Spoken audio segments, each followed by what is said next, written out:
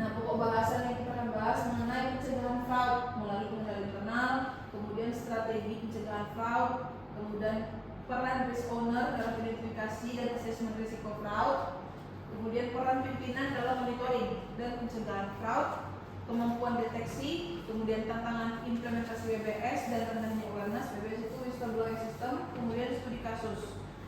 Nah, untuk tahu soal fraud ini kita lompat dulu Pak ke kasus-kasusnya. Kasus-kasusnya itu contohnya ya, nih masalah pungli THR. Biasanya ini terjadi dari Menteri Sosial dikasih ke rakyat-rakyat miskin, tapi pemerintah tempatnya, contohnya kelurahan, malah meminta iuran supaya dikasih bansos tadi ada potongan atas. Itu termasuk fraud. Kalau kita contohnya apa? Mau cair pensiunnya 10% untuk APK, itu fraud. Contohnya, contoh ya. Mau sering contoh. Ada juga. Nah ini pungli bansos tadi yang saya bilang ya. Kemudian jual beli jabatan. Nah contohnya apa?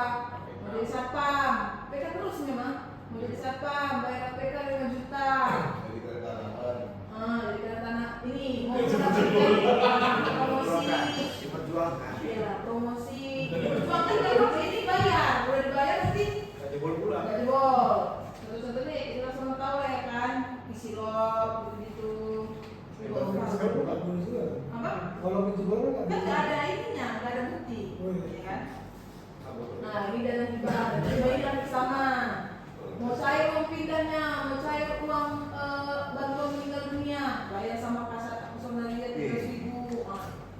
Wow, ya kan? Nah ini suap penerimaan mahasiswa baru. Misalnya mau daftar SD, SMP biar terima bayar lebih. Nah itu contoh-contoh yang dimaksud fraud. Tadi saya kasih contoh-contohnya di perusahaan. Nah jadi pencegahan fraud melalui pengendalian internal. Nah ini dia ada 3 faktor yang bisa mengendalikan secara internal. Ada manajemen, ada internal audit, sama governing body. Ini tuh stakeholder. Biasanya stakeholdernya orang luar, ya kan? Nah, terus gimana cara prosesnya?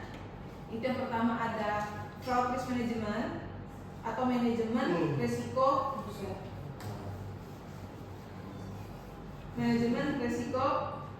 fraud, ya kan?